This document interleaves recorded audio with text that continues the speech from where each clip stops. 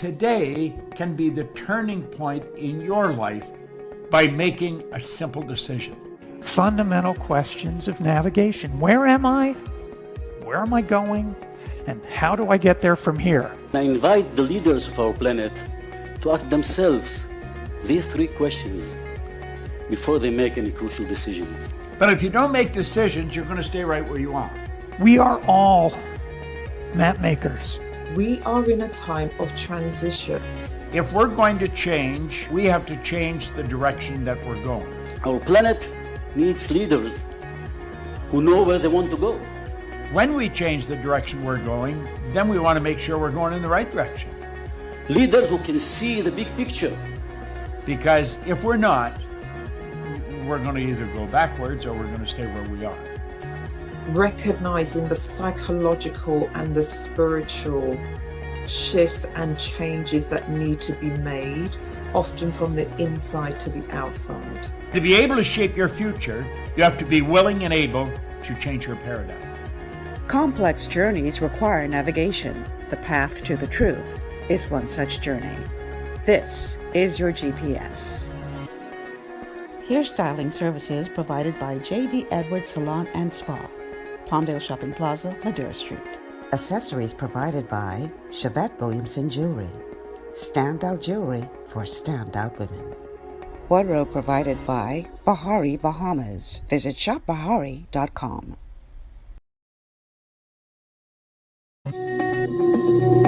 Good morning, everyone, and welcome to GPS Global Paradigm Shift on Glory 93.9 FM. I'm your host, Michelle Malcolm. As always, pleasure to be in your company. Thank you so much for tuning in today. So I am really looking forward to this conversation today because I always get very energized when I'm surrounded by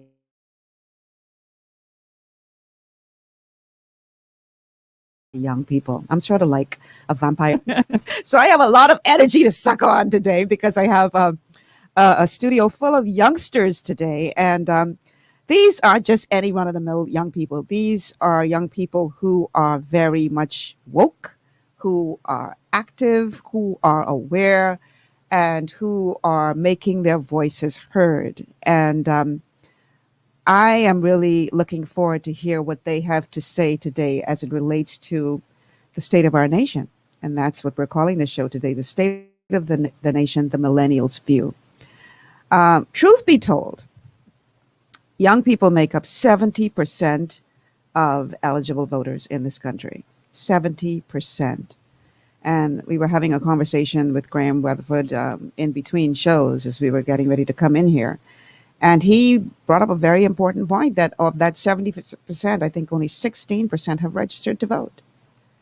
So we are now talking about a group that has, but doesn't seem to quite yet realize the power that they have. So we're talking to some young people in the studio today who are going to talk about their view of where we are as a nation and what needs to happen to get more of their peers awake and understanding that they have the power and the responsibility to have a say in the direction that our country goes in. So that being said, I'm going to allow them to introduce themselves to you. And I want to start with the young lady who first reached out to me. And then she's the one who pulled the others together. And I must say that I was in the brief conversation that I had with her and what I've seen and learned of her since quite impressed with this young lady. And I will go ahead and let her introduce herself. That is Marisha. I'm going to need you to pull up everybody because, you know, Miss Struggly laptop you're still freaking out. So the first person that we're going to go to is Miss Butler. Well, hello, Bahamas. And thank you so much, Michelle, for inviting us on the show. It's a pleasure to be here.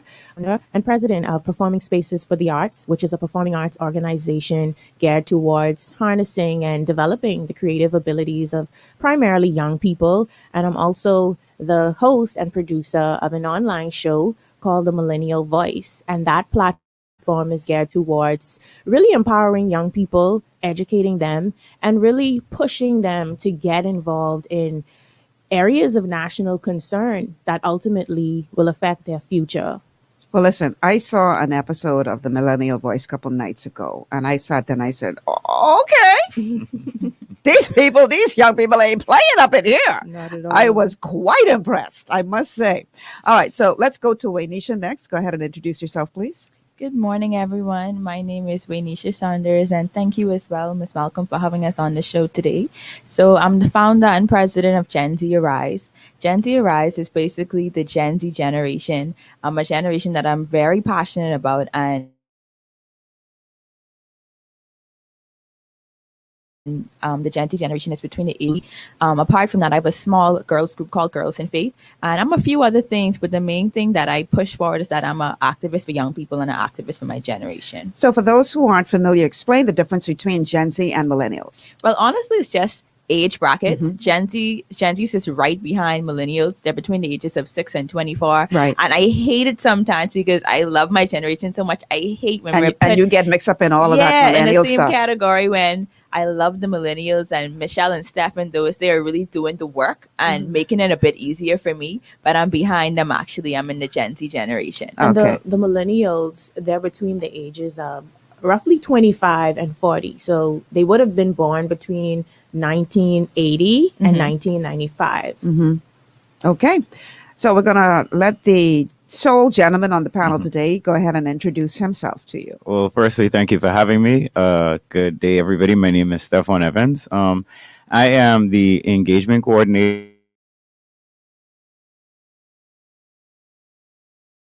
for an organization called VRA Governance Reform, nonprofit, non-political organization. And right now, what our main push is basically to highlight areas for development and create more avenues for our leaders to collaborate with the citizens. And my job at the organization is specifically geared toward getting citizens engaged in the process of, I would say, partnering with themselves, with their communities, and with the government to create the change that we as Bahamian people need. Apart from that, I lead a nonprofit volunteer organization called Flow Bahamas, which similarly gets people engaged. So it's all about giving Bahamians opportunities to volunteer with nonprofits and organizations that need help so that they can, in their own way, support development in whatever areas they are passionate about. Okay. I need somebody to turn down their audio.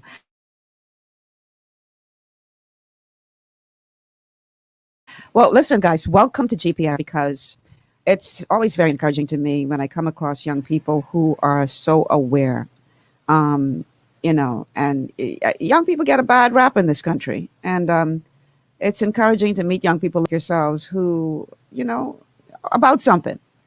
And so I wanted to open this platform for us to have this discussion today, because you guys make up the majority of people who could have an impact on the direction that this country goes. And that's, the thing is, y'all are going to be the ones who have to carry this baton. Y'all are going to be the ones who have to lead this nation, no matter what is left to you to lead. And so I think it's important that y'all have a voice and that y'all make your voice heard, because you're the ones who are going to be left with the mess. So why is it that you think that there are so many young people who just seem to be indifferent and just ain't checking? Why do you think that is? And y'all could just jump in at will. Well, for me, with my generation, I just feel like they're discouraged. Noticed from a very young age that if I didn't fight literally to become something, whether it was in school and extracurricular activities, that there would literally be no place here for me. Because I'm involved in a few different stuff like youth parliament and different stuff like that. I get to meet different types of people, young people that live on the islands, that live in the city. And, when I had the situations that they're going through, my vice president, who's a part of Gen Z Arise, she told me that when she graduated out of high school, she didn't have a English or math teacher. She had to literally study by herself to pass this BGCSE. Wow. So, with education being, one of the sustainable development goals, worldwide, we don't even know that, right? In our country, there are literally simple things that should be just given to us that we don't have. So imagine that, not having teachers in the school, not having so much opportunities that we'd want. I'm surrounded by, yet again, a bunch of young people that wish that we had youth senates and youth parliaments. And when we look globally, when we look to other Caribbean countries like Senate, and they have spaces for young people to use their voice. And people like Michelle Butler and Steffon, they have to create their own movements, and we have to create our own movements for our generation, which is sad. So I think that our generation, millennials, Gen Zs, and so on, we're all discouraged, but there are a few of us that are trying to fight for a seat at the table, trying to fight for our voices to be heard. I think, in addition to what Waynisha said, we've been conditioned not to get involved in areas of national concern, even from the primary educational system level. I remember when I first started the show, I heard from older people, y'all don't know nothing about politics, y'all shouldn't be talking. But yet again, we will have to inherit what is left of the nation. We're going to have to fix the issues, and we're going to have to deal with whether it's the good or the bad. So I believe we have to get involved. And I just think we've been conditioned not to speak. And then when we speak, it's a problem. So that's just the culture of the Bahamas. But I believe we're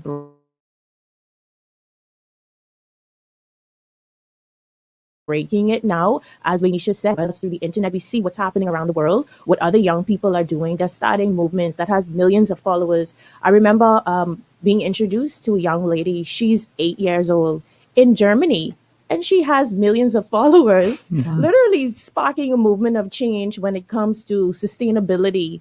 So we have to break the mold. And I believe that's where the change starts, with us actually using our voice.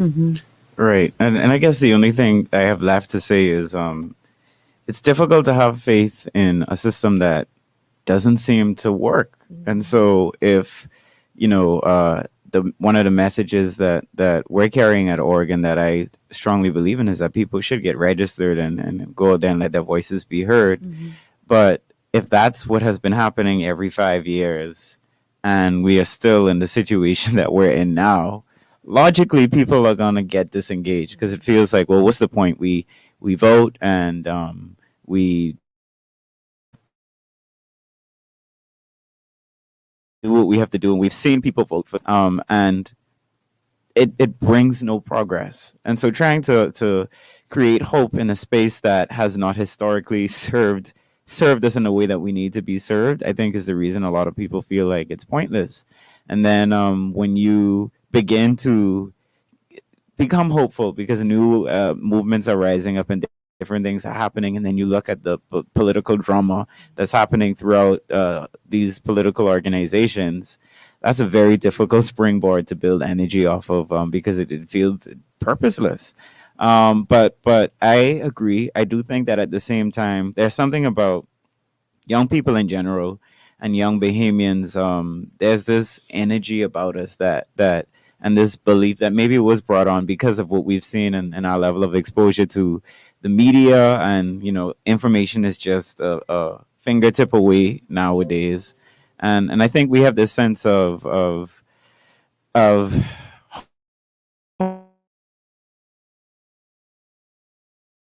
hope that something can change right as it needs to be. But if we work hard and if we do what we need to do, I think we could get there. So what are you guys doing specifically to try to change that, to try to get them more engaged? I know you all have your own thing going on, things that you've started, organizations, movements that you've started. Is that enough?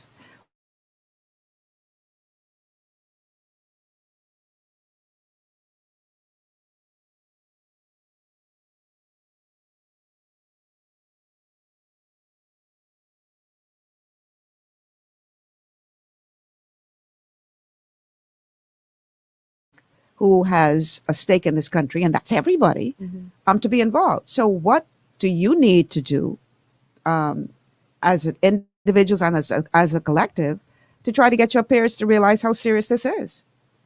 Well, I would say first and foremost, it starts with using your influence within your sphere.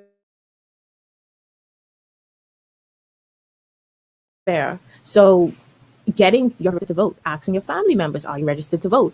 And then, of course, on a wider scale, using the media.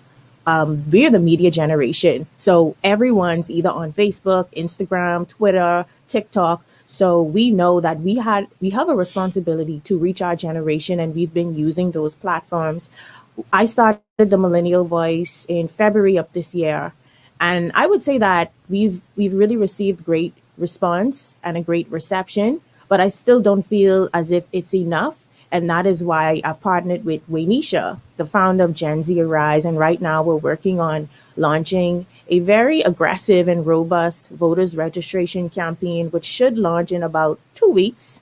And we're trying to get that 67% of eligible voters registered, because what is the point of, boasting we're the majority, Right. and then the majority still isn't registered to vote. So we're not going to make that impact that we should. So through the campaign, through the media,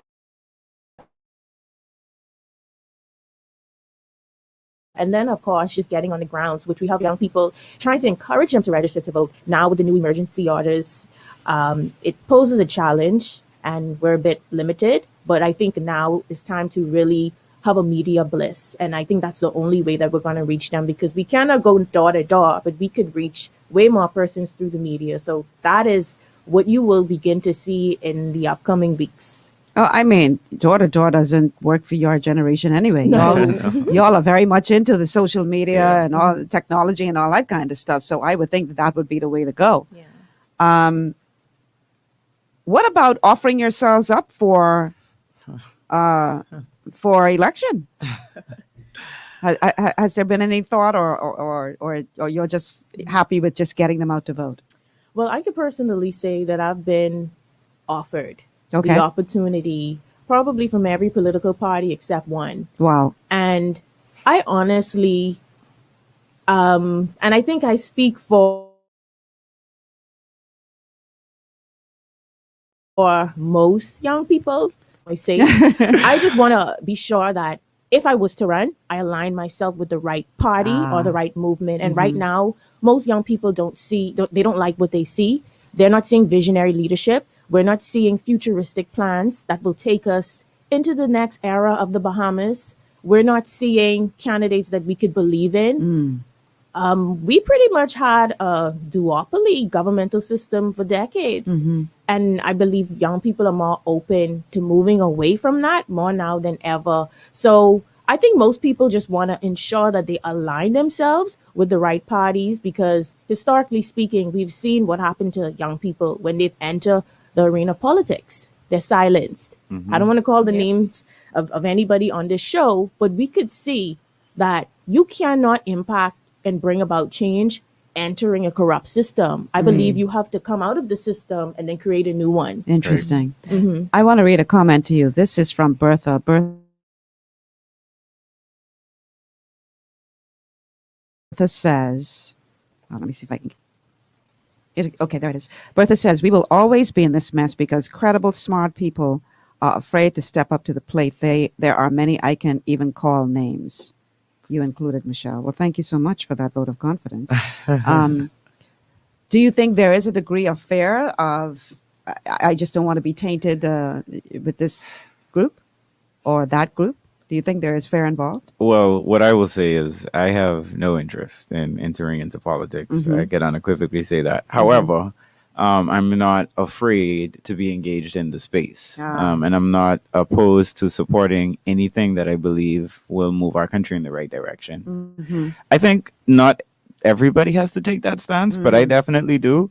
I consider myself non-political, but I say that very loosely because I'm not anti-political, but I'm definitely not politically affiliated, and I don't seek to be in the foreseeable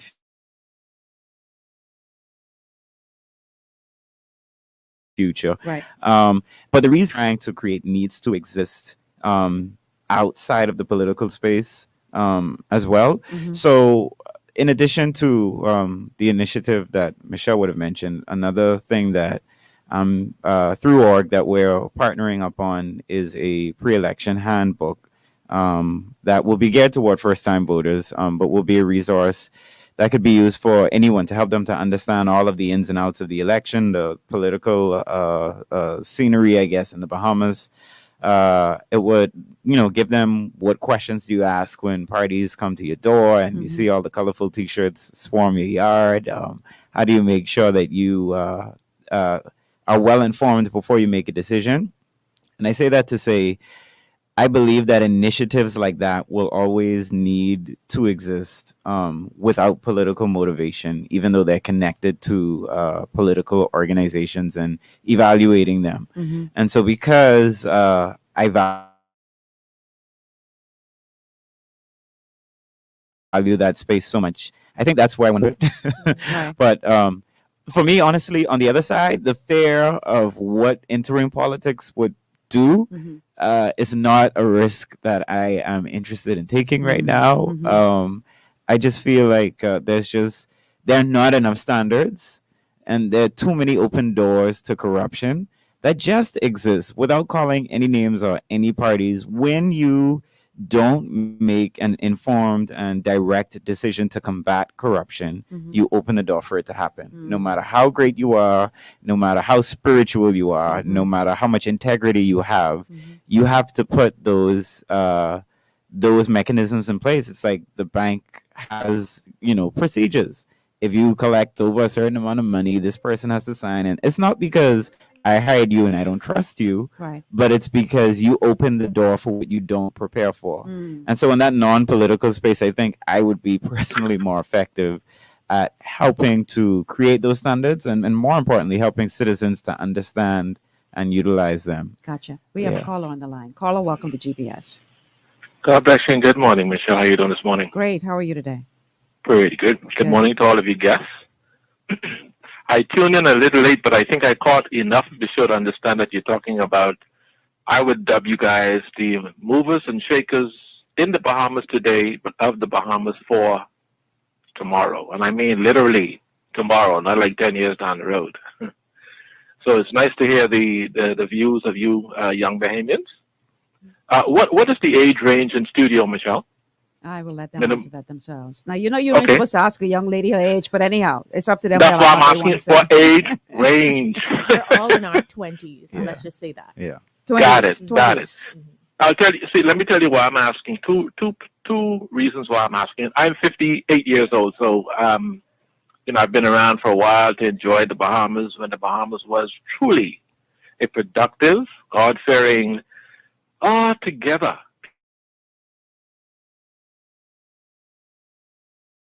people. And I don't much see Sha'Dea being in the Bahamas as much today as they should be and used to be. My question for you, since you all are in your 20s, I suppose you can rightly be considered by me as millennials, correct? Two of us. Two millennials and one Gen Z. What I'd like to know, first of all, are you, each of you in studio this morning, representing the 20-something Bahamian society, are you entitled to anything as the age group that you're of? When you say, can any of you answer that question quickly? Are you entitled to anything? The reason I'm asking. Well, no. Let them answer first. Yeah. Okay. Go ahead. Well, I mean, okay. I think if you're speaking from the perspective of more entitled than any other age group, my answer. No, not more. Just period. Generally entitled. Period. Are you entitled because of the age group that you're in as millennials, for example? Are you entitled, or do you feel a sense of it just because of your age group? I don't necessarily feel that I'm entitled to anything because of my age. No. Right. Yeah, and I agree. I don't think we're entitled, but I do know that we have an inheritance and birthright in this country because we're Bahamians. Right. That's where I was going with that. Yeah, I don't think we're entitled either, but I do think that we are actually deserving. Right. So I do feel like we are deserving of our voices to be heard, seats at the table. We are deserving to be a part of the movement that will help to bring this country back to where it needs to be. One of the main issues that I think that we face is that a lot of times older Bahamians, we look back at where we came from, right? And we look at how things used to be and when it was productive. But honestly, in this modernized world, there's so much better that we can be doing. There's so much more that we can accomplish moving more futuristically. You know what I mean? So definitely not entitled, but deserving of more. What's your name, my dear lady? Waynisha Saunders. Waynisha? Waynisha. Yes, sir. Waynisha. Yes. Miss Saunders, powerful yet simple response I have ever heard anybody give. And I'll tell you why. We should all as citizens have that citizenship or citizenry sense of entitlement as citizens. But in terms of an attitude of entitlement, as I've been hearing that a lot of millennials seem to have, as if just because they were born in this age that they feel as if they're entitled to anything and everything just because. That is definitely not the approach that I would support. Your response, my dear, is spot on. You don't feel necessarily entitled to anything just because, but you are deserving. And that is the way I believe all Bahamians ought to begin looking at life, because we are all deserving of the right government, a right and well put together society, economic prosperity, etc., etc., etc. So that leaves me to a few more questions for each of you, or for any of you to answer. Three pointed out. I mentioned: 1, hard work; 2, God-fearing; and 3, respect for self and respect for others. What is the response of each of you in regards to the Bahamas today? Respecting God, respecting others, and hard work. In terms of, like the saying goes, an honest day's work for an honest day's pay for an honest day's work. I'll hang up, Michelle, and listen to the response of each of your guests to those 3 questions. All right. Thank Thank you. you so much for calling. Who wants to go first? I guess I can. So I will start by saying I think that those values are absolutely important. I think that sometimes when we make a case for a particular thing, the message could get a little distorted. And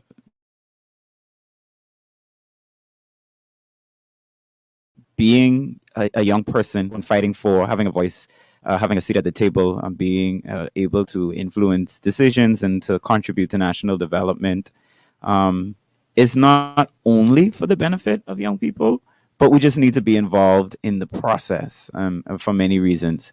And so that doesn't in any way diminish any of those values. I think that Bahamians are hardworking people. I think that generally speaking, Bahamians are God-fearing people. And generally speaking, even when we don't get it right, we have respect for one another. Now, when we look at crime and the things that are happening, it is very concerning, the things that are going on within our communities. But I think those social issues are linked to, to other things. We've definitely strayed, and there are those among us that need to refocus. But a lot of the issues that we see, I've done a lot of work with young people in my young career thus far, are not because the values not here as a nation, but because some of us, some spaces and pockets of our society have let down our young people. So there are some young people that don't grow up with the necessary guidance and support system from their families. There are some young people whose only person they could depend on is like their teacher or their youth leader or someone that doesn't live in the house with them to instill those values in them every day. So generally speaking, I think that they're still there. And I think that to an extent, we've opened the door to lose our way. But I don't think that those values are gone. And from my perspective, I personally value all of them. I work very, very hard because I love my people every day, harder than my wife is happy with on some days. But bless her heart for being patient with me. I fear the Lord, and I serve in ministry very regularly and very, very passionately. It's the reason for everything that I do. And I believe that everybody deserves respect. I just feel those values are important. And the conversation around millennials and Gen Z and young people in no way is meant to, not that you've implied that, but it is certainly in no way meant to take away from those core values at all. If anything, it really does add to them. It just adds our ability to be a part of that process in a way that's more productive and effective.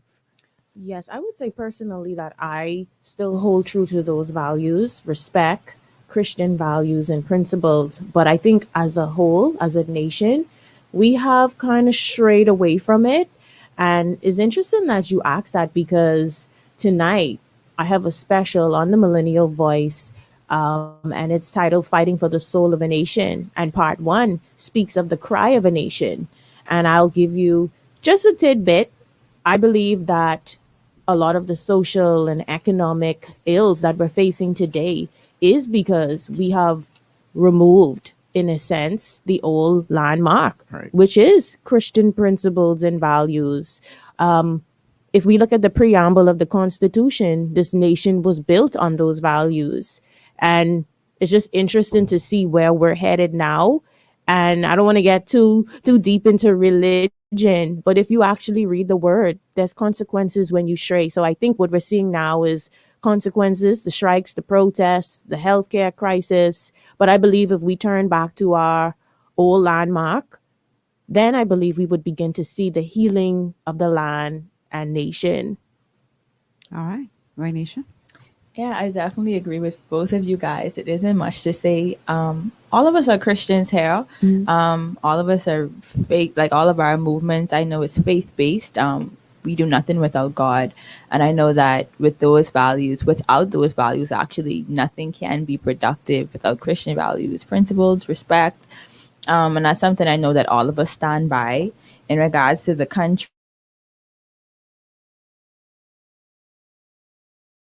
and where I think we're at right now. I still believe that we have leaders that are Christian. I just feel like because of where we are right now in a society, where we are right now, from COVID-19 and, the recession and everything that's come up, it's made people almost power hungry and hungry for a whole lot of other things. So I just feel like, a lot of room for corruption came in, but I don't think that all is lost. I don't think that we have to reinvent the wheel. Of course, like Steffon said, with us basically using those core values whilst at the same time bringing on a more modernized approach, I think that we could definitely get the country where we need it to be and where we want it to be now, not even in the future. Yeah, y'all sound more intelligent and prepared and aware than some of the people who we got leading right now. So it is what it is, but I can say it, right? Mm-hmm. All right. Well, we got to take a break. Let's take this quick commercial break. When we come back, we're going to dive into some issues.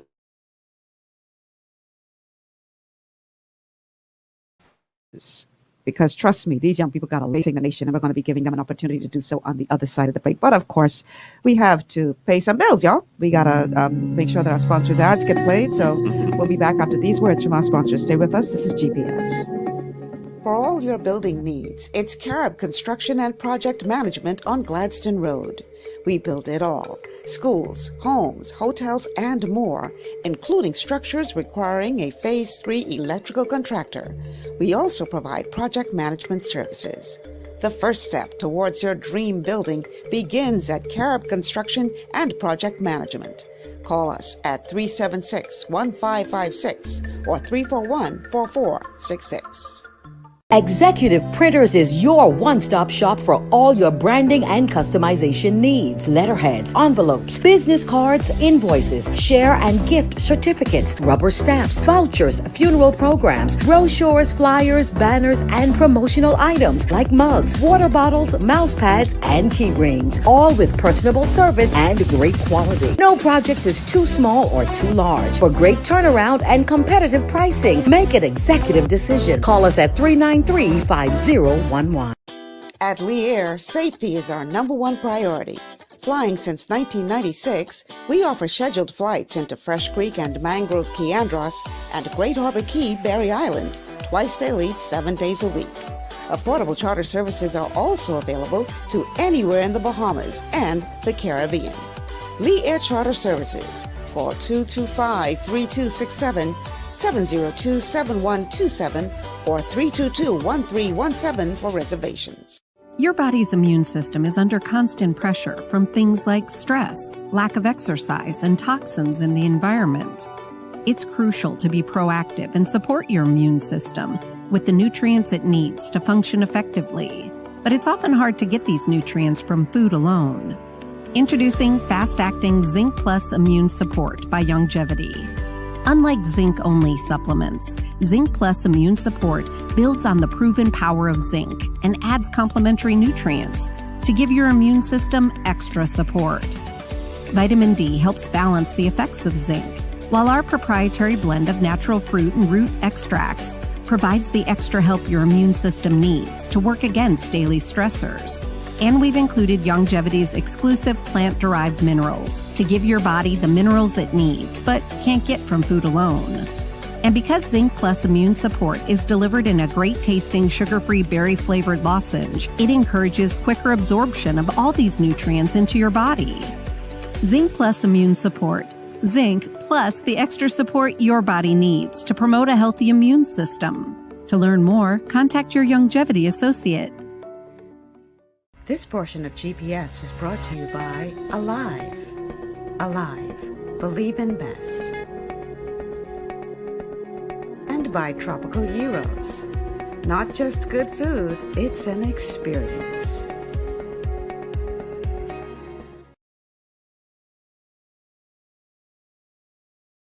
Global Paradigm Shift on Glory 93.9 FM. I'm your host, Michelle Malcolm, and today my guests are three very, very bright young people who are representing the millennials and the Gen Z generations, and they're talking the state of the nation from the young people's view. Initially, I called the show the millennial view, but seeing that we have two millennials and a Gen Z in here, I may need to just change that to the young people's view.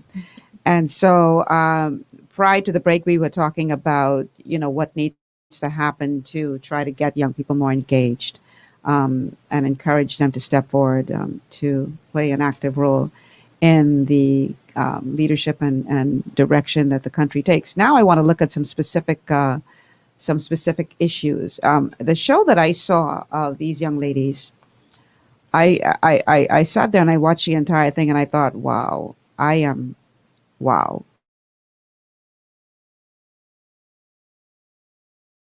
Quite impressed because that they were covering was one which is a sore spot for me. And when I explain what the topic was, you will understand. These ladies were talking about the Morgan's Bluff project for the proposed port to be built in Morgan's Bluff. Now, for those of you all who live under a rock and didn't hear the backstory, covering that particular project is what got me sacked from the other place. Some things were said on the show that mashed some corn, and they decided she gotta go. And so that was the end of that show. And it was interesting when I was listening to these young ladies because they were right on point in terms of why we need to know what is really at stake when it comes to that port. So ladies, I will let you take it away. What do you want your peers and the Bahamas in general to understand about the project? Yes. So on the Millennial Voice Facebook page about 2 weeks ago, we went live. We had a special about the Morgan's Bluff proposal. And for those of you that don't know about the proposal, it's a particular family in this country. The Simonettes. Yes, the Simonettes. I can say it. Yes, the Simonettes. In particular, Roland Cameron Simonette. He is proposing to acquire a lease for 40 years to mine for limestone in Andros, in particular Northern Andros, the Morgan's Bluff area. And there's so many issues and factors that we have to take into consideration. One being the economics. Morgan's Bluff, it's so strategically located. It's the last option for economic freedom because Bahamians, we don't own any of our ports. All of our ports are privatized. What does that mean? That means that we have persons that control control what comes in and what comes out of the country is extremely high. We don't really produce a lot here in the Bahamas. We import 90% of what we eat. That is significant. So if they acquire this port, they will now control the last option for economic freedom. And we can't have that, because that means we would be enslaved. Another generation would be enslaved, because this is a 40-year lease. And that's just one aspect to it. The other aspects would be environmental issues. Of course, they want to mine for limestone. And limestone mining has not been something new. It's been around since the 70s in Grand Bahama, and the Bahamian people haven't benefited 1 red cent. So what we're proposing is that even if they are to mime, the Bahamian people have to benefit. The money can't continually go to one particular family, and the Bahamian people are suffering. We're not benefiting from our natural resources. We never have. And I believe it's our responsibility now to come forward, to speak, to kick up the dust, and that's what we did. And because of video, and it's not the first video that has been deleted, so we came back with another video, and we will continue to bring awareness, because no longer these oligarchs should have monopoly over these industries. They own the wholesale industry. Most of them own a lot of the retail industries, and you own the port. We have to pick a struggle.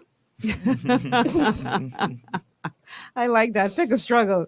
I was really impressed to hear you guys, because you know how many people don't get it? Mm-hmm. They don't understand It's huge. how important that one particular project is. And you so eloquently described exactly what it means. You're talking about further entrenchment and enslavement of a people, because once they lock that down, It's over. they have ultimate control over all pricing. Mm-hmm. And because of a ridiculous law that was passed, you cannot create a port in another 20 miles from an existing one. So in other words, you can't say, well, Michelle, they've made it impossible for you to do that. And so now you're talking about locking down an economy, locking it down. And this is why I dare say that the limestone, they could care less about that. Right. The real prize there is the port. Yes. That's what they're really after. Mm-hmm. But Bahamian people need to wake up, because so many people are like, well, you know, that's a couple of jobs, and they can give us some jobs, and yeah. Anyway. And, you know, the thing is, most people, I think they think about it from this standpoint. I don't live in Andros, so what does that have to do with me? As you mentioned earlier, they signed a treasonous contract, which pretty much states that there can't be another port within 22 miles. New Providence is only 21 miles. Exactly. So virtually they just blocked out any other opportunity for someone else to open up a port, which means they could bring in items, and it could be so much cheaper than what it is. It could bring economic relief to the Bahamian people. So these people are very, sorry to say, greedy. It's not even about wealth. They're so wealthy. And I think it's not just about prospering for them. It's about dominance. See, that is a very, very important point, because we were talking about it before the show. I don't have a problem with you creating wealth for yourself and your children and your grandchildren. Good for you. But when you get to the point where it's not enough for you to create wealth, but you got to put your knee on the neck of everybody else who's trying to come up and literally block them. Now, see, this is where I got a problem, because this goes beyond just you wanting to attain and retain wealth. This goes to you being a hog. Yeah. Michelle being diplomatic when you say they're greedy. No, they hogs. They are hogs. It's only for me and mine. Right. And the rest of y'all need to be happy that I throw you all a couple of jobs. Be happy with that. That's your lot in life to wait for me. Enough is enough. Enough is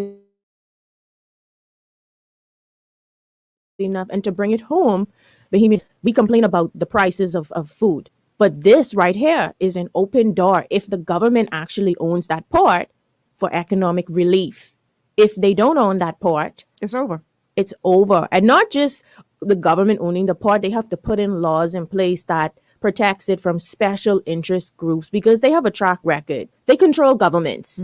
So we have to have that in stone in law that nobody is to own this part. This is owned by the government, the Bahamian people. It doesn't matter which government, which administration is in. Anybody else on that? Well, you know what I find so funny? I don't know if anyone remembers this, but I think it was about a year or two ago. The government put up like a big Christmas tree that Bahamians hated. And I mean, they advocated for this tree. So much national issues, social ills in the country. And I mean, Bahamians advocated for this tree, and the tree was taken down, I think, the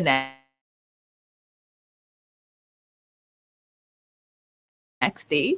And I mean, that just showed me, and when we use it the right way, how the government would actually listen to us. One thing that I've learned in being in, partnerships and a part of different groups with different people, I've met a lot of islanders, especially young islanders. And I know that they have this thing where they call the islands the forgotten islands. Because, most times people only think about the city when they think about the social ills and the national issues that we're going through. It's always, Nassau centric, when, it's worse.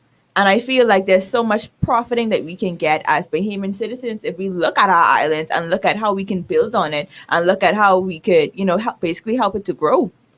So all I have to say is that we have a voice, and if we could get a Christmas tree taken down, I am more than positive that we can get real laws. Like that law that they made, the 22 miles law, that can be changed, and so much more. So definitely, if anyone is watching, I would encourage you to use your voice and be a part of spaces that is working towards bringing real change to this country. I mean, here's the thing. You brought up a very good point, because when we want to get behind an issue, and sadly, a lot of them are very trivial. Right. We I mean, it's like this mentality comes out, attack. If we would put that same energy behind real issues, I dare say we would be living in a better country today. Yes. But we won't pick the trivial stuff. Christmas and tree. Everybody, a Christmas tree. Come on, man. I think we've been conditioned, as I said earlier, to kind of adapt to the slavery mindset. Whatever they say in that house goes. Whatever the oligarch says goes. And then they laugh at us because we do argue about the trivial and the small things that's not even important. So now we're a generation that's thinking beyond. We know that governments are really not the ones that control the economy. They don't control this country. It's the oligarchs. And we say that on the show all the time. That's why they're always deleting our shows. But we're going to keep saying it because that is the truth. But I think when the Bahamians begin to rally up and begin to put the right people in government, then they could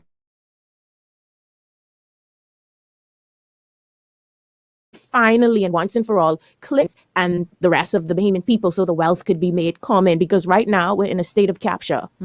Right. And I think in all of this, whatever the issues are, there has to eventually come a point where there's a higher standard where it doesn't require, the Michelles and the Waynishas and the other people to kill themselves out, being the only or one of few voices out there trying to create change in a particular area, because there are so many issues. There are so many issues. You could pick one and get behind, and you will get tired out if you don't pace yourself in tackling these things. But when you look at the fundamentals of good governance, you have transparency, accountability, it's consensus oriented, you have so many different staples, and we are deficient in every one of them.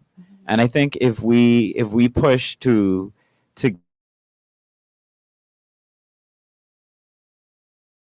get the right people in place and talk to a particular standard, that we'll begin to see the difference. Participation is this big theme in the work that we do at org, and it basically speaks to two things: citizens getting engaged, rising up, knowing what their rights are, speaking up when they don't like something or when something needs to change, having the courage to say it. And that's only one half of the coin, though. On the other end, what you have is the government creating mechanisms by which the citizens can actually engage with them. When those mechanisms do not exist, people get discouraged, because what do? We do what we decide. There should be a place to go. There should be a procedure that we could follow when we disagree with anything, no matter how great one party may think it is, no matter how great one person may think it is, or one group of people may think it is because of the way that it benefits them. If it's not for the greater good, and if it doesn't benefit the collective, I think we need to push toward getting citizens to rise up and to do what they have to do and to stop they don't think is in the best interest of themselves and future generations. But we have to push our leaders to put more structures in place by which we can engage with them. So things like freedom of information that we've heard for a long time, we have to limit power. And that I'm objectively saying not toward any party or any individual. We have to limit power. You have to institute things like term limits. You have to institute things like fixed election dates that take away the power from an individual to decide when we make the shift and when we make the change. You have to get into things like campaign finance reform that will help us to understand how political parties are funding their initiatives to make sure that there is as little room for corruption as possible. And my principle will always be, what we don't safeguard ourselves against, we leave the door open to. And so it's not always a matter of accusing anyone of doing any. I mean, this is a blatant situation. We know what's happening.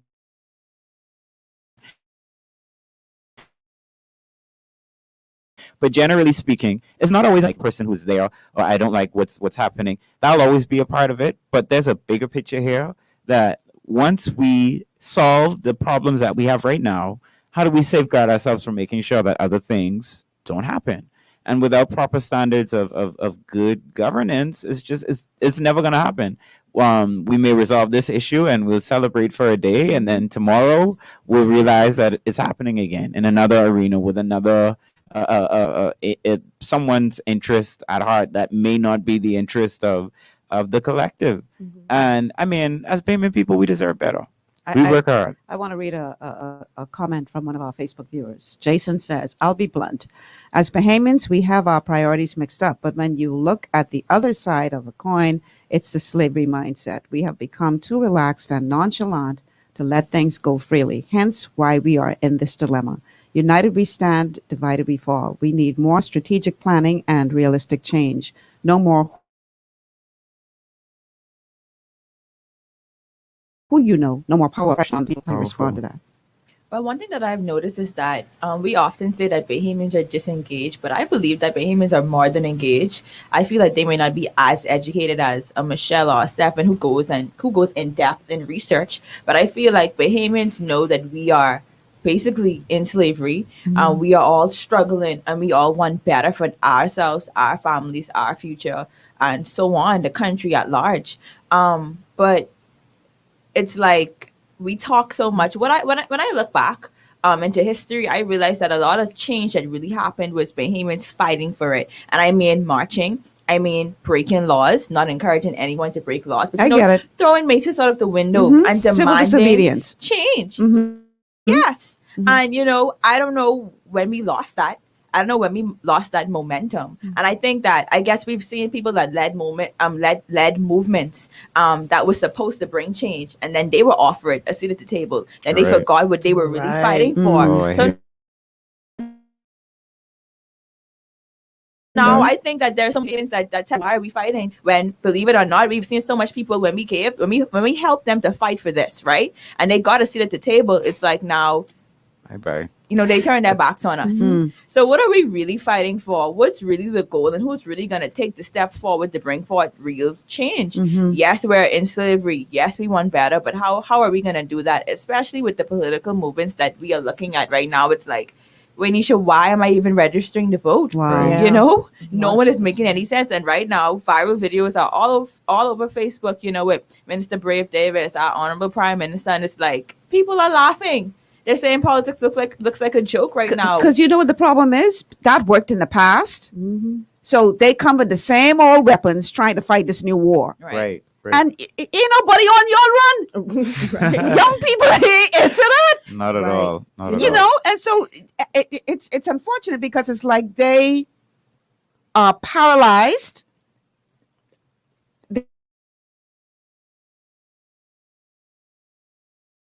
There seems to be this inability or unwillingness. And so as opposed to facing the uncomfortable reality of change, because change is the only constant that there is, They would prefer to just hold on to that old system and milk it for all it's worth.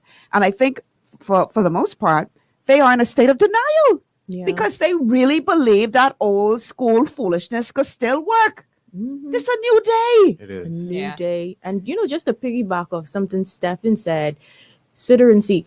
The Bahamian people, they don't even know the power that they have. Right. They really don't know the power that they have and what power lies in unity. I saw the other day that I believe it was in South Africa. They raised the prices of gas. And I mean, everybody came out of their cars and they protested. And you better believe the next day, the prices went right back down because they used the power of unity. Waynisha, you also said something. If we come together, a lot of us don't know what to do with it. Right. Do we now form another political party? Do we form a movement? The options are really, it's open, but I don't think we know how to use it. One of the things that I would say, I thought about that point a lot.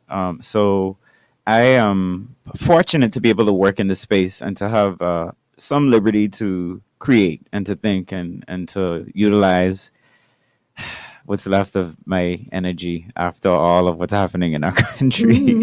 And one of the projects that I'm hoping to launch as well is, well, basically we have a membership program with Oregon. I was thinking this doesn't need to be another superficial pay a fee and then get a discount at a place. I'm like, what if our membership fee, because of what we stand for and what we value, are citizen actions, right? And I thought of this because, like you, Waynisha, I have engaged a lot with persons from the Family Islands, and we do not talk about how bad it is enough. Right. There is infrastructure is almost non-existent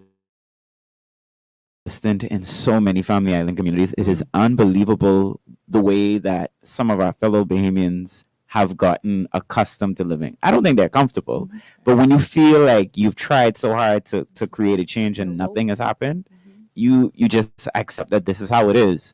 And we could talk about that all day, but what I was beginning to say was this concept that I'm working on with August, to have people come in and every month at the end of the month, every month we choose an issue to tackle, and then we take collective action around that issue relentlessly, right?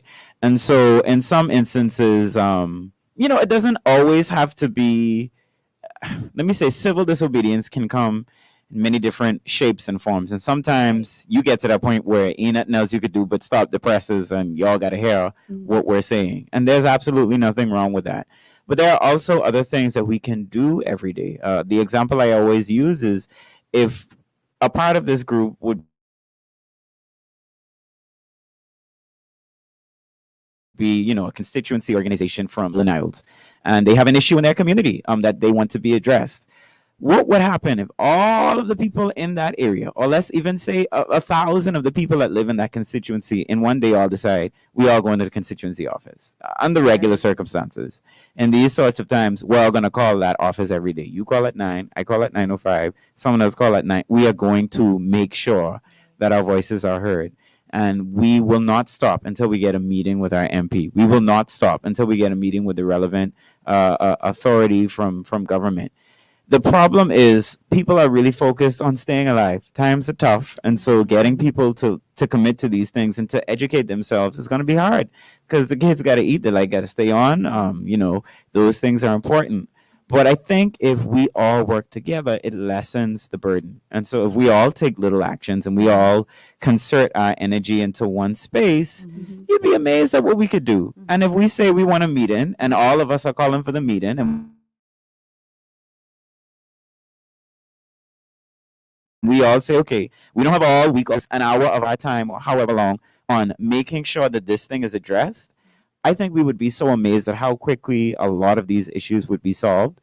But if one person get up and try and they don't see results, and then another person get up and you in your corner, and I think that's why collaboration and these conversations are so important, we're going to get tired. And we're going to continue to see the same things that we've always been seeing. And I think it is a special call as well. It reminds me of our forefathers, Sir Lyndon Pinland, Sir Randall Fox, who I love. Yeah, me too. Sir Randall Fox started his, I guess, role as an activist at the age of 27. He saw the way that his people was living, and he wasn't here for it. So he started to use his voice. He started to get involved with labor movements and so forth. And that is what I believe he was born to do. And I think we're all here today because I believe we've been called to the kingdom, in a sense, for such a time as this. And I think we just have a responsibility now to rally the troops. They only need a leader, Right. And then you will get to see just how much young people, Bohemians at large, because I've had people who's in their 50s, 60s, 70s, 80s come to me and say, Michelle, we have to see the promised land, but it's on y'all's shoulders now. We can't fight and get in them streets like y'all, but we rely on you guys. And that is a burden for me. I know that I have a responsibility. We all do, but it's kind of like organizing it now. And like you said, holding the leaders accountable. We spoke with Graham earlier. He said, do you know how much power y'all have? Get everything y'all want before election. Yeah, that's the thing. That's the time to do it. Listen, guys, we have to take a quick break. This is good stuff. I'm enjoying this conversation today with these young folks. I'm sucking the energy out of them. They just don't know it. But we have to take a quick break. So we will be back after these words from our sponsors. Stay right where you are. You are tuned in to GPS. Looking for an extraordinary junior high school with caring, qualified staff and affordable tuition? Then come visit us at Elite School of Excellence, an affiliate of First Step Academy. ABECA focused and Ministry of Education approved, we foster discipline, integrity, and wisdom while molding our students for success. Call us at 341-8846 or stop by First Step Academy Schools on Fire Trail and Soldy Roads for more information. At the Shirley Street Plaza, you'll find Le Petit Gourmet, a small cafe that's big on flavor. Handcrafted delights made with love will not only please your palate, but feed your soul. Call us at 394-1251. 8 to 12 minutes is all it takes for a burglar to rob your home or business. Security Systems International provides professional and affordable solutions for both. Call 396-5000 for your customized quote. Gwen's Alterations provides professional services for all your tailoring needs, including face masks to keep you safe and in style. A stitch in time saves 9. So call us today at 393-6227. Escape from the city life to Bacon Air Beach Resort in Pirateswell, Mayaguana. Relax in one of 16 air-conditioned rooms just steps away from the ocean. Enjoy scrumptious dishes in our waterfront dining room. Sip on a tropical cocktail, or if you must, stay connected with wireless internet. Nestled on one of the most beautiful beaches in the Bahamas, Bacon Air Beach Resort offers a unique vacation experience. For reservations, call 339-3726 or 463-0182. Your body's immune system is under constant pressure from things like stress, lack of exercise, and toxins in the environment. It's crucial to be proactive and support your immune system with the nutrients it needs to function effectively. But it's often hard to get these nutrients from food alone. Introducing fast-acting Zinc Plus Immune Support by Longevity. Unlike zinc-only supplements, Zinc Plus Immune Support builds on the proven power of zinc and adds complementary nutrients to give your immune system extra support. Vitamin D helps balance the effects of zinc, while our proprietary blend of natural fruit and root extracts provides the extra help your immune system needs to work against daily stressors. And we've included Longevity's exclusive plant-derived minerals to give your body the minerals it needs but can't get from food alone. And because Zinc Plus Immune Support is delivered in a great-tasting sugar-free berry-flavored lozenge, it encourages quicker absorption of all these nutrients into your body. Zinc Plus Immune Support. Zinc plus the extra support your body needs to promote a healthy immune system. To learn more, contact your Longevity associate. This portion of GPS is brought to you by Easy Car Sales, home of the electric vehicle. Visit easy242.com and free yourself from gas. Welcome back to GPS Global Paradigm Shift on Glory 93.9 FM. Michelle Malcolm, your host, in your company. Today I'm joined by three very bright, inspirational young people. We're talking the state of the nation, the millennial and Gen Z's view, because we have both generations represented here on the panel today. My guests are Michelle Butler, Waynisha Saunders, and Steffon. Steffon, what's your last name again? Evans. Evans. They are my guests here today. And we would love to hear from you. Our telephone number to call, 828-3543, 828-3543 is the number to call.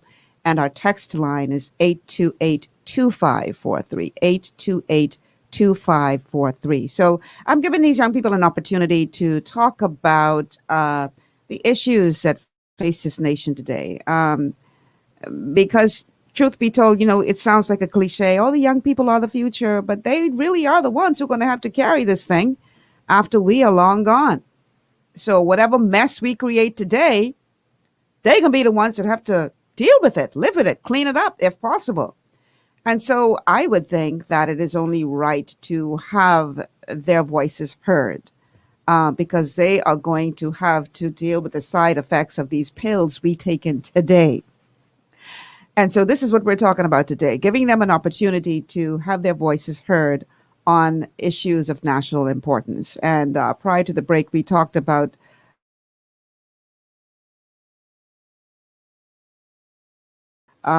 freedom of information, forum, and all this kind of stuff. Good stuff. So I want to cover as much as we can. Would you believe it's already 12:15, 12:16? So we only have 45 minutes left in the show. And like I told you guys as we were in the hallway, this is going to go faster than you think. So I want us to talk about another issue that is very divisive. Depending on who you talk to, will be the answer that they give you. And that is that of immigration. What are your thoughts on how do we tackle the problem of illegal immigration in the Bahamas? Whew. I know That's it's a big tough one. First, well, I'll just say, I think that we need reform in the public sector at large, and that includes our immigration related services, the entire process, the way that it's done. I salute the hardworking Bahamian men and women that are doing the best that they can across agencies that have to come in contact with the issue, from the Department of Immigration to the Royal Bahamas Defense Force and any other agencies that may be engaged in those spaces. But you can only work with the tools that you've been given. And some of the stories, we know that illegal immigration is it's a tremendous issue for us here for many reasons. However, when you look at the way that persons are processed, people getting lost in the system, the fact that we are footing the bill when we repatriate persons back to where they came from. I just think that there are so many challenges with the way that the system is structured, and it doesn't position us to use our resources effectively. And if I had to look at tackling that issue, I would start there. We know what the negative consequences are of illegal immigration and the strain that it put. Hope that the relevant agencies would do what they're supposed to do, but what are they working with? And what are the systems and what are the procedures? And I feel like all of the agencies that are connected to immigration just need to undergo an audit and figure out, what's not working, what's wrong, where are we losing money, how, and it is a bit touchy because I know a lot of people feel like, well, you shouldn't have been here in the first place, but human rights are also a thing. And so making sure that that we allow the law to do the job of the law, and we don't try to take anything into our own hands, and we try to the best of our ability to treat people with dignity and to, in the very, very least, respect the human rights laws that are in place. When these things happen, there should be ways to handle it.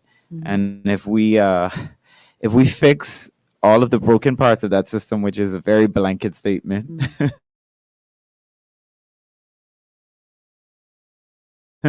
I believe that ultimately, when I think of things like that, my mind goes straight to public sector reform and the need to audit the entire public service and all of the relevant government bodies and identify those gaps and fix them. And it's going to take investment. But I think in the end, we will save ultimately if we patch the holes that are in the ship.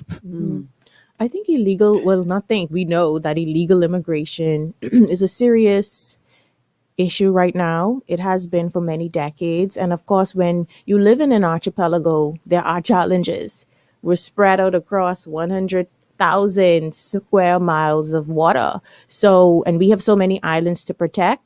But I think the first step should really be making a concentrated effort in protecting the borders, whether that's purchasing more vessels, aircrafts, employing more officers. But even that in itself still isn't getting to the core of the issue, I believe. We also have to talk about corruption. I don't know how deep you're going to go. Let's go, girl. But corruption is... I was actually going to tackle corruption after immigration. Okay. Go right ahead. Yeah, corruption, because we all know we have human trafficking. I mean, it is what it is. I wouldn't say who, but certain people know exactly what's going on with these rings. So if we want to get to the core of it. And I think it comes right back down to the leadership. They know what's happening, but whether they want to address it is another issue. So on one hand, yes, invest, protect the borders, but then we still have to deal with the system within. Well, for me, yet again, there isn't much to say after Steffon and Michelle. Honestly, I agree with Steffon with human rights. We should treat everyone, with the basic human rights that we agreed to, that our government signed and agreed to. But honestly, I don't know, every time we think about immigration, I know Bahamians automatically, their minds just go straight on Haitians and Jamaicans and the different nationalities. And like you said, it's so much more than that. We have all sorts of things going on right now. And like you guys said, fixing the system and then holding the leaders accountable for doing their jobs. All we could do is hold them accountable. You were given a job, do it. And if you're not being successful in doing it, find a way to be successful in fixing the issues that are at hand. Good stuff. So our very own prime minister went to the international community and said that we have a corrupt nation. I often say that when you're talking about corruption, you have to understand that there is no monopoly on corruption in this country when it comes to a particular political party. Different parties have different means by which they are corrupt, but they corrupt. And so what do you believe needs to happen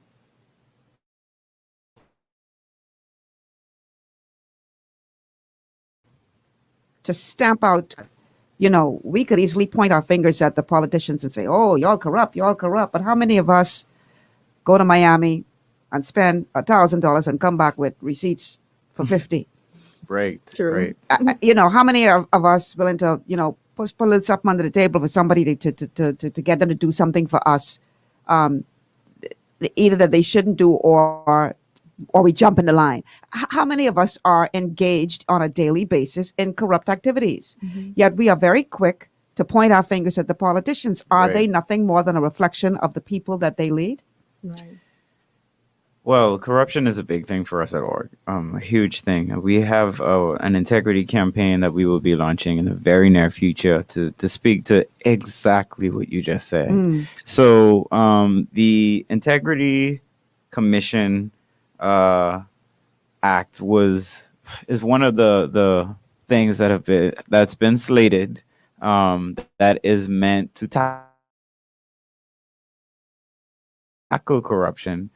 By basically, as I would have alluded to a little bit earlier, for basically the way that public officials should conduct themselves and the way that business should be conducted within public institutions. And corruption is a very funny topic because, just like you said, in addition to highlighting the need for the policy that will reach up there to the politicians and regulate the way that certain procedures are happening within public institutions, a big part of the campaign is geared toward personal integrity and personal responsibility. And so when we start to talk about it, it always gets a little uncomfortable for people and even for us, because when you go to get your car license and you pay someone that extra money to get that through, you are participating in an activity that contributes to corruption. When you expedite in ways that are not a part of the regular process,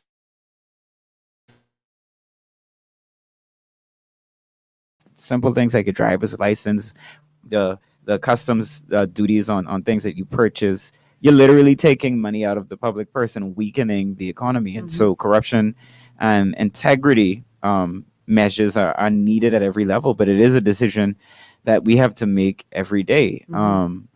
And what always comes back to me in conversations like these, because there are so many things going on, is we need better public education on these matters. We need someone that is out there always talking about these things, because like Waynisha would have made reference to a little bit earlier, it's just a lot to wrap your mind around. The solutions to many of these problems exist, many of which have been promised and not quite yet delivered on by successive administrations. And corruption is one of them. And so I think we definitely need a push for the full enactment of the Integrity Commission, and let it do what it needs to do and make sure that that is functioning.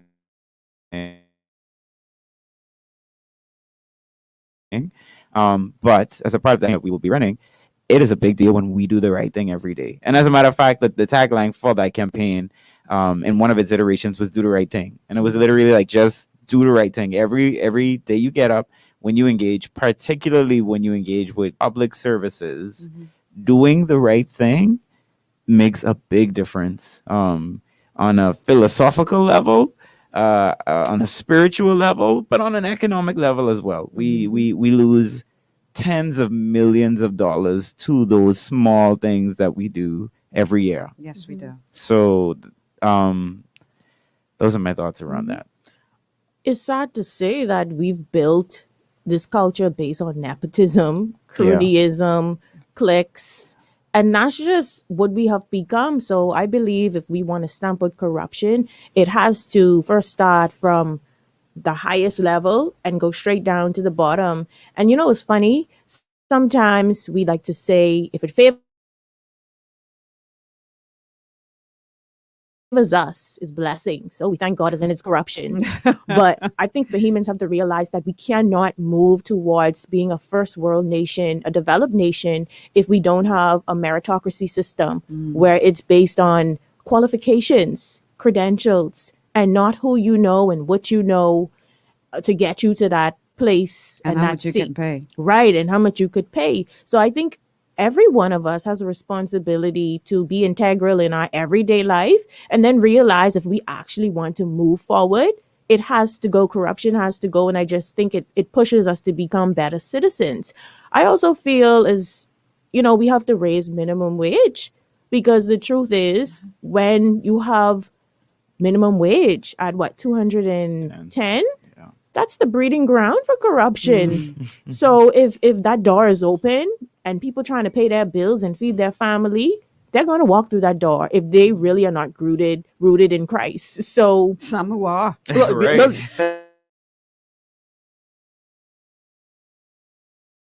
Them too. Still walking through the door. Still want to play a role in it as well. And based on my research, what really makes first world nations prosperous and progressive, they have strong institutions. I realize that in the Bahamas, we really don't have strong institutions, whether that's the judicial system, the education system, governmental system. Like, we don't have strong institutions. So I think we have to work on that.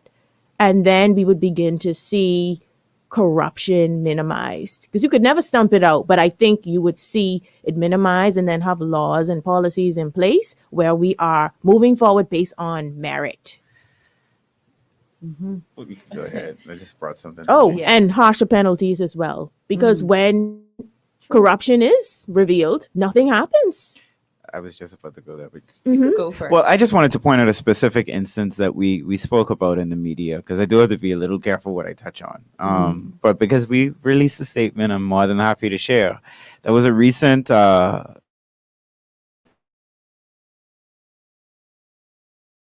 very, very discouraging and disappointing in the House of Assembly, where our Prime Minister basically, I want to say, threatened to reveal information about a whistleblower, someone who had concerns about the way that a particular contract was awarded.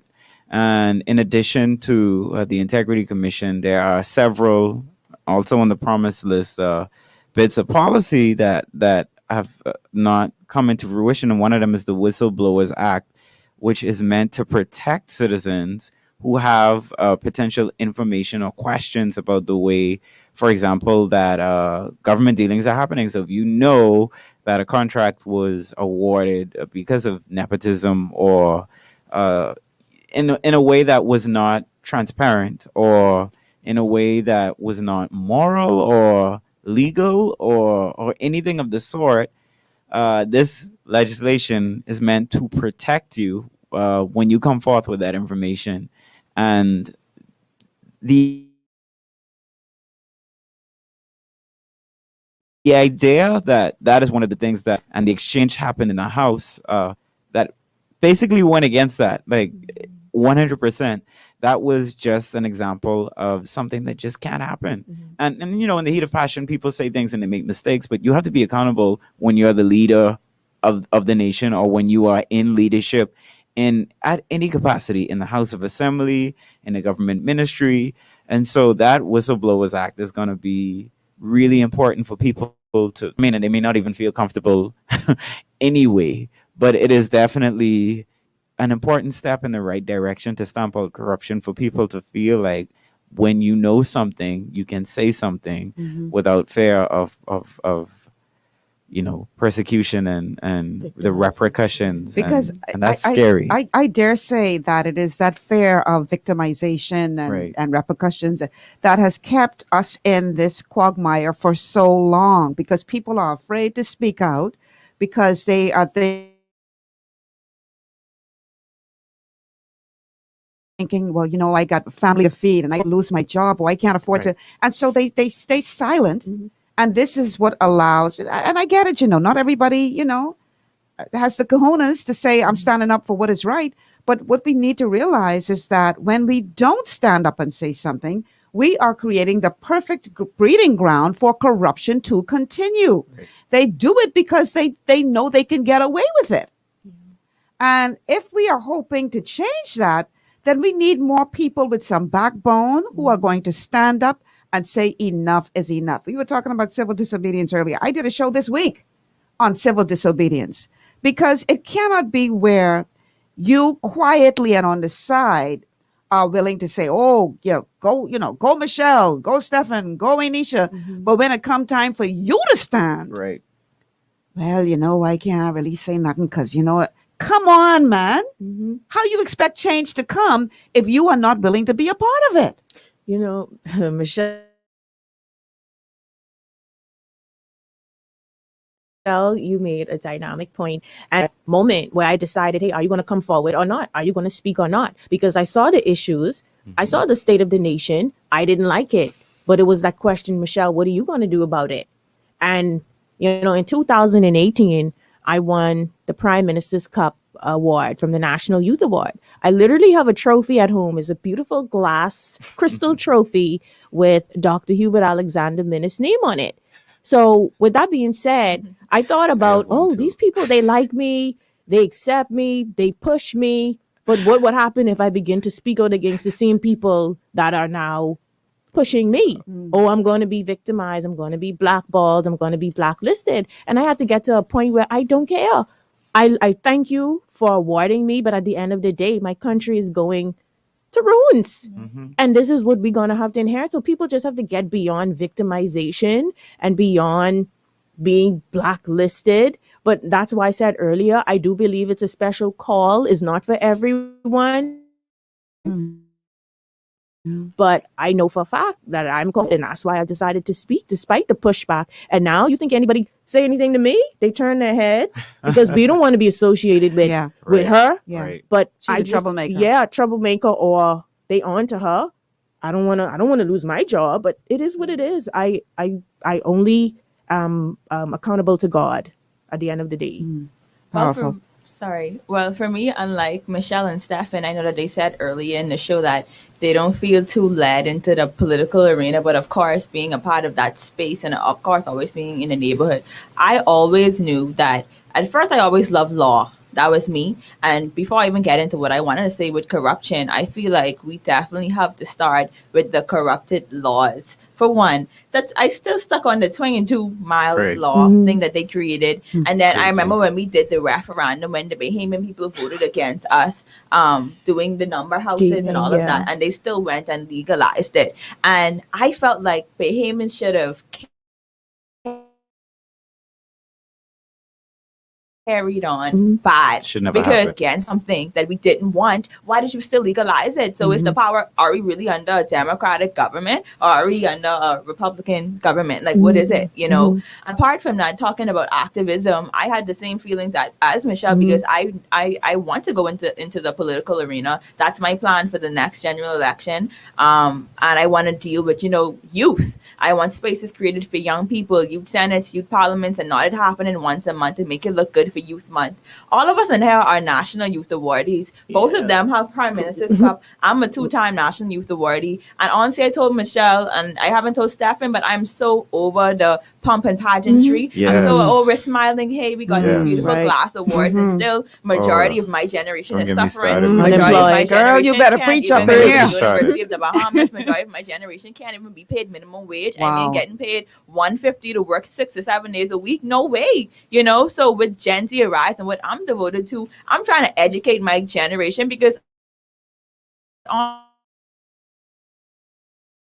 honestly, Miss Malcolm, a lot of people don't even know. And like I said, they mix us up so much with the millennials, but we do exist. And that's why I felt like one of my calls was to educate my generation to rise up. And that's why it's called Gen Z Arise, for young Bahamians to know that, hey, you do have a seat at the table and this is something that we have to fight for. So like Michelle said, we can't be afraid anymore because at the end of the day, we are going to be stuck with the repercussions that's going to come from the decisions that are made by the people we put in power. So we have to hold them accountable. We have to call it names and we have to say, we see you, stop it, or we're going to kick you out. You know what's interesting is because I too have the trophy with our prime minister, and I'm not, I have no vendetta against him. But when that happened, first of all, I'm completely over awards. I've been telling people, please don't nominate me for anything, and it's not to sound entitled. It's not to be like, oh, I've arrived, I already have enough. But it's Right. just Like, what's the point? no, Yeah. and you hit the nail on the head because in my career with the Bahamas National Trust before I moved to org, I was all over the country since. You don't have a heart if you could see what's going on in this country and not feel moved by it. And so I don't want to be put on a pedestal. I mean, I appreciate the kind sentiments that people share with me, but so much of it, and no offense to any of the awards or the people that have honored any of us in the room, but my suggestion would be include more action because so much of it is interviews and photos and going from one place to the next and looking the part and representing the brand. And I'm like, but I want to do something like, what if we all, the people who got this award, get together and go and let's do a thing because everybody's looking at us. What are we going to use the spotlight to do? But interestingly enough, when I got the Prime Minister's Cup, I got it in last year. Everyone said to me, because I was working at org at that point, how they give you the Prime Minister Award and you be out there talking about now let the record reflect, I don't bash anyone. I speak very candidly about what the issues are. I never bash any public official. But in the environment that we live in, even if you just speak in truth, Right. Then people who are tribalistic in mind Oh yeah. will say you bashing. Yeah. You know what I mean?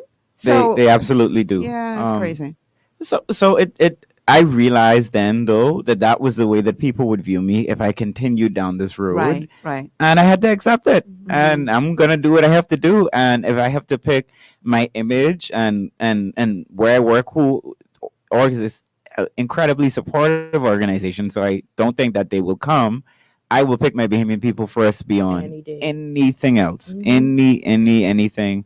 My voice isn't gonna be silenced. Some days I'm like, people really doing my business. I know what all it is. But when I think back to what I've seen and what I've experienced as a young person in my own life and in observing the lives of other people, I can't stay quiet. Right. So I'm going to speak up and hopefully we get this legislation to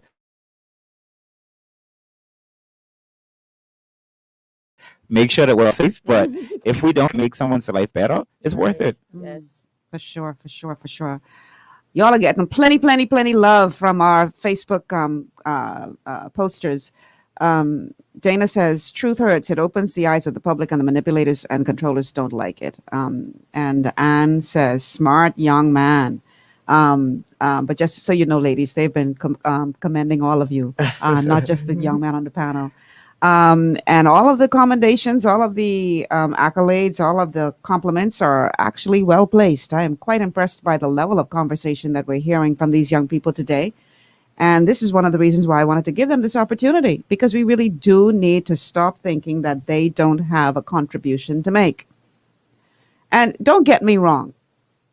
I do believe that you need a combination of youth and experience. Definitely. I have a serious problem with people who just say, all old people need to go sit down. I have a problem You with that as need that experience. You do. Yeah. And it would be foolish to try that, though. I believe that we need to find a way to work together, because you have the youth and the ideas and the technology knowledge and the vision, and combined with the experience, that could be a very powerful thing.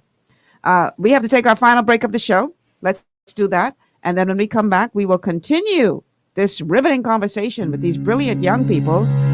We are talking the state of the nation from the viewpoint of the millennials and the Gen Zs. This is GPS. We'll be back after these words from our sponsors. Understanding your microbiome, also known as your gut ecosystem, can change everything you thought you knew about nutrition, digestion, immunity, and metabolism. Keeping your gut ecosystem healthy and balanced is essential. Ultimate Microbiome by Longevity was specifically formulated to optimize this ecosystem. It provides the advanced support your gut needs through prebiotic, probiotic, and postbiotic supplementation.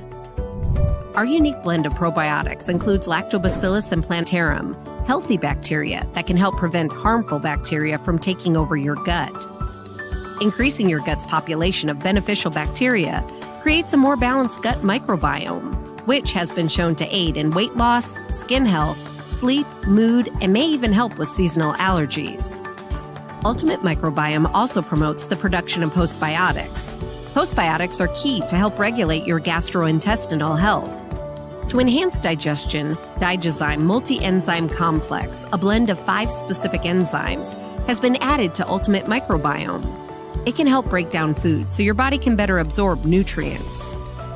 Plus, we've added our proprietary I-26 hyperimmune egg powder to aid in the elimination of disease-causing gut bacteria and help your body balance its immune response.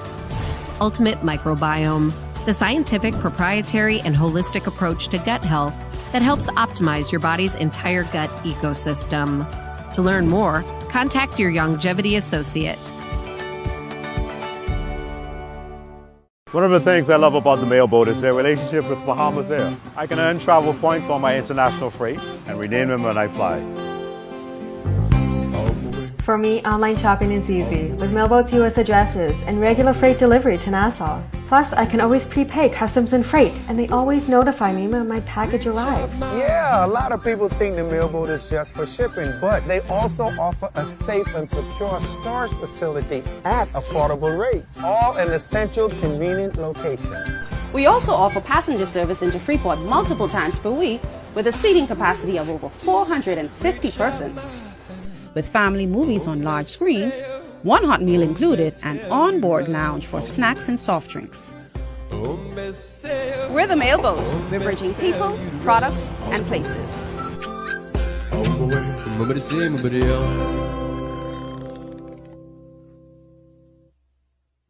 To stay healthy, it's crucial to make sure you get the nutrition you need every day. But it's difficult to get all your recommended vitamins and minerals from food alone. Even in the United States, 94% of people are deficient in at least one nutrient. Beyond Tangy Tangerine 2.0 by Longevity is a simple, convenient, and affordable way to help your body get the essential nutrients it needs. It's an advanced plant-driven multivitamin mineral complex that contains certified organic whole foods, trace minerals, and antioxidants. BTT 2.0 supports your body's natural defense system with a proprietary blend of energy-boosting and body-loving nutrients, plus prebiotics, probiotics, amino acids, and enzymes that support digestion. With an unusually high ORAC score of 8,000, you get even more antioxidants to help combat free radicals that can cause damage to your cells. But to get the most benefit and value from any multivitamin, your body must be able to break down the nutrients so you can fully absorb them. Otherwise, they'll just pass through your system without doing any good. Beyond Tangy Tangerine 2.0 was specially formulated with synergizing cofactors to ensure you get maximum nutrient absorption.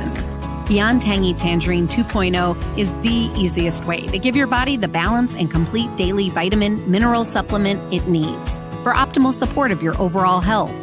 To learn more, contact your Longevity associate. This portion of GPS is brought to you by Tiki Bikini Hut at Junkanoo Beach. Great food, cool tropical drinks, and family fun in the sun. And by BMP Liquidators. High quality furniture and home goods at very reasonable prices.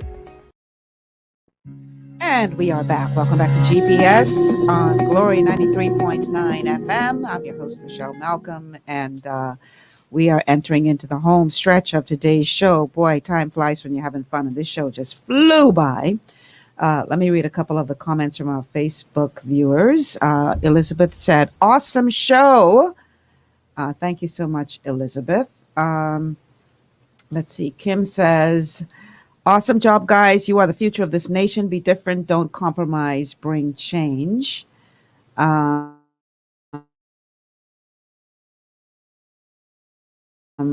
Dr. Lornica, one of mine, Dr. Lornica is a former Miss Bahamas contestant who has gone on to do some amazing things. I'm just so proud of you, Doc.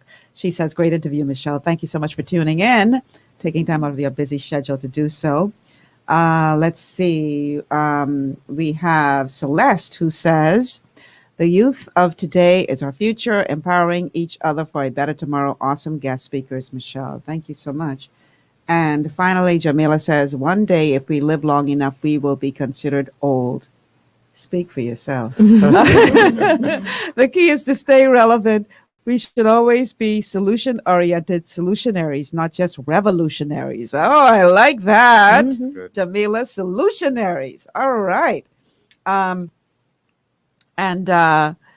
Mrs. Evans, Shakel says, yay, hubby, proud of you. Thanks, wifey. All righty. All right, guys, one more. Shameen Lindsay. Thanks for tuning in, Shameen. Shameen says, great show, future leaders. All right, guys. So, I used to have you guys back at some point in the future, because not only are people saying we need to have you back, but there are so many issues that we haven't had an opportunity to touch and won't be able to go into deep because we only have, 12 minutes left in the show. So I definitely thankful, Michelle, that you accepted the invitation and brought these two magnificent young people with you. And I would obviously love to invite you guys back on at some time in the future, and we can talk about that sometime after the show. But, I want to, spend the last couple minutes of the show talking about crime, and particularly as it relates to young people. I personally believe that a major part of the problem that is facing this nation is that we are, in many instances, young people just don't understand that they have a purpose. They don't understand that they were put here for a reason. And so Pastor Miles used to say, where purpose is not known, people are abusing their lives because they don't understand that they have come here for a specific job. I always tell the young ladies who come to the Miss Bahamas organization system that if you made it here to planet Earth, then you have something that you are supposed to deliver in your lifetime to planet Earth. I have something that I am supposed to deliver for you. You have something that you are supposed to deliver for me. And if you go to your grave not fulfilling that purpose, then you have robbed me. And I want my thanks. You do not have the right to waste your life. And I think a part of the problem is our young people, many of our young people who have grown up in abusive environments, hopeless. Larnika says MBO forever. Love you, girl. Hopeless, going through an educational system that is failing them. How many young people graduating can't basically read and write? We are failing them. And then we wonder why these young people are lashing out, why they're turning to crime, why they're turning to gangs when that's the only family structure that they know. So let me hear from y'all. What do you believe is the direction that we need to be going in as it relates to reaching out to our young people and helping to pull them out of that hole of despair that is sucking them down into criminal activity? Well, I've always said this. The nation is like a tree. And I think for a very long time, we've only dealt with the leaves and the branches. But it's time to get to the root. Oh, girl, you better preach up in here. So, purchasing drones to me is just dealing with the leaves. Employing more police officers is dealing with the branches. But getting to the core would really be dealing with the family life. The truth of the matter is, you have a lot of young people that are being raised in broken homes. We have 70% of babies being born out of wedlock. That's a touchy topic, but that is really the core of it, because you have a lot of these kids now growing up without fathers. They're coming up in broken homes, and that is really the core. So I believe we have to reach these young people through the educational system, because by law, it's the only thing that they have to do. They have to go to school. So what I propose is to implement like a life education program within the educational system where they learn about conflict resolution, human sexuality, money, management, purpose. They have mentors. Really put it in the school system, because if they're coming out of these broken homes, at least they would get that sense of direction through the school system. So I believe we got to get to the core. And that is the core, dealing with one, family life, and then of course economics. These young people don't have opportunities when they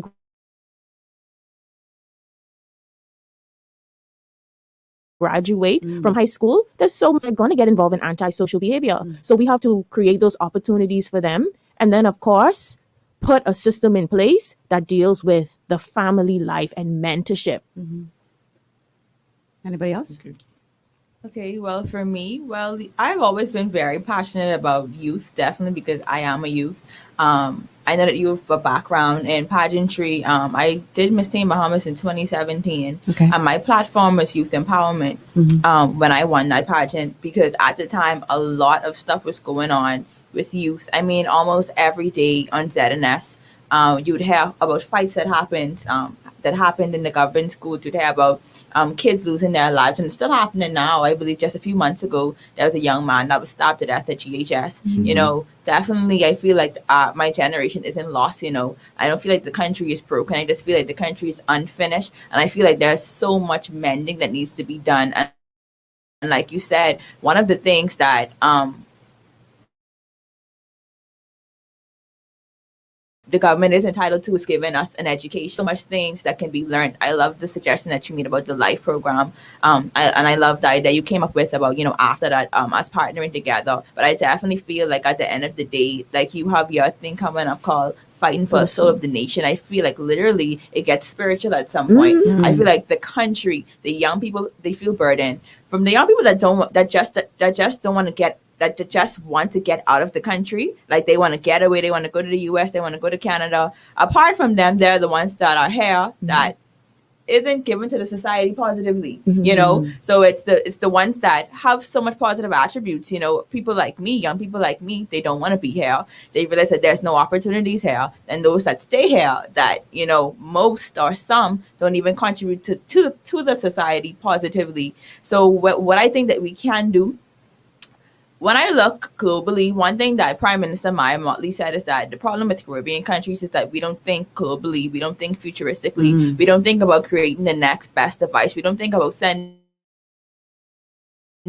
our citizens to the moon. We don't think that big. We think small. We come up with small solutions. Okay, our math, English, they need to pass their BGCSEs, but we don't think about programs that are going to literally shift mindsets, that's going to prepare them for the real world. I mean, come on, in a government school that has over 1,000 students, 2 guidance counselors, or 1 guidance counselor, and right now mental health is one of the stemming issues in every country. And I mean, big global issues, that can be fixed with a little. We have so much psychologists here in the Bahamas. They said right now at the University of the Bahamas, one of the highest degree programs that young people is going into right now is psychology. So it's like, why are little issues like this? Why these things can't be fixed? So definitely, I do believe that it goes beyond politics. It goes beyond government. I feel like it's us as a community deciding, movements like what Steffon is doing, Michelle, communities, movements coming together, and us all making a decision to focus on our youth, to focus on the younger generation, and know that if we don't pull them up, if we don't create avenues to honestly, we can't wait on the government, tiny move that have created things for young people, So I think that definitely with us continuing to partner together as a community, as citizens in the Bahamas, real change can come with the youth in the country. And also at a governmental level, I really would like to see a national service, because I feel as though most of the young people, when they graduate, most of them aren't going to college. That's stats. They don't go to college, whether that's abroad or here locally. So you have to create something for them to now get engaged with, something that's productive, and you don't have that. So I believe a national service program would force them into civic engagement, teach them about the life skills that they need. And then they also learn about being responsible citizens. And then I think you could give them a stipend to sustain themselves. And then at the end of a national service program, which could probably be about 2 years, you give them Crown Land. And then you give them an ex gratia payment of whatever amount. And then you allow duty free to build a home or start a business or give them a grant. That's real national development for young people. That's forward. Don't come with this $50,000 lots in the West. Sorry, I have to go there because that doesn't benefit the majority of these marginalized young people. Make have a national program where they go straight into it after high school if they are not going to college or going directly into the workforce. Then you would stamp out crime. All right, now, Mr. Steffon, we're going to give you the final word. The only thing that I can add, there are a lot of other social factors like family stability and 2-parent homes and things of the sort that we could look specifically at. But I think what you two have touched on sort of covers a lot of it, particularly with the potential of the education system. And the only thing I would add is the monitoring and evaluation of how effective these programs are. It's going to be really important. I think a lot of these ideas have been tried or put out or piloted in certain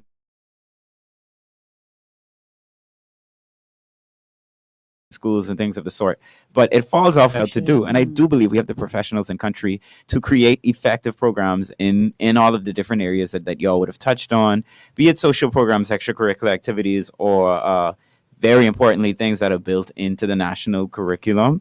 But I feel like, we put it out there. It's a regurgitation model where you get a bunch of information, you spit it out in an exam.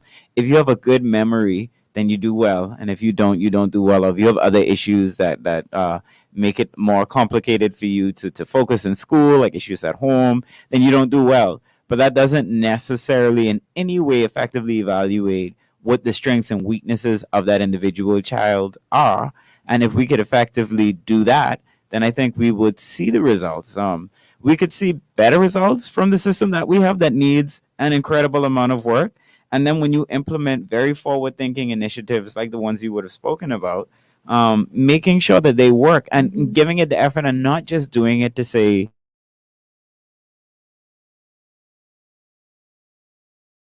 we did another thing and we threw a thing out. But what in the long term, how does this impact the individual? How does this create a productive citizen? and making sure that it happens. We don't have enough data to tell us how these things are working. We don't have any. And so that's a part of the problem, being able to monitor and evaluate effective social and educational programs for our young people. Wow, y'all made my job so easy today. This has been truly a pleasure. Our time is gone, y'all. Wow. Anna says, this Anne, I think she's your aunt, lady. She says, Michelle, these are my awesome nieces. So proud of them. Michelle Butler and Waynisha Saunders, they are world changers, a force to reckon with. They ain't never afraid. I could see that. And also kudos to Steffon, who held his own. The sole male on the panel, and he held his own. Wow. Thank you so much to you all for being here today and for really bringing such a high level of debate, of discourse. Just goes to show you our young people are not lost, that they do have a contribution to make, and they just need to have a seat at the table. And these young people on this panel today showed us that they are more than ready to take that seat. So thank you so much, Michelle and Steffon and Waynisha, for being here today. I really appreciate it. This was truly a pleasure, and I look forward to having you guys back on again soon. Thanks for having us. Thank you so much for the opportunity. All right. Well, that's it, guys. It's 1 o'clock. Got to get out of here. I'm Michelle Malcolm. Thank you so much. Tomorrow's Friday, so you know what that means. Open line. We talk about the week that was. Because, we got to talk about the Prime Minister's address last night, right? Or should I say his sermon? I'm only playing. All right. I'll see you guys tomorrow, same time, right here on Glory 93.9 FM, 11 o'clock. See you tomorrow.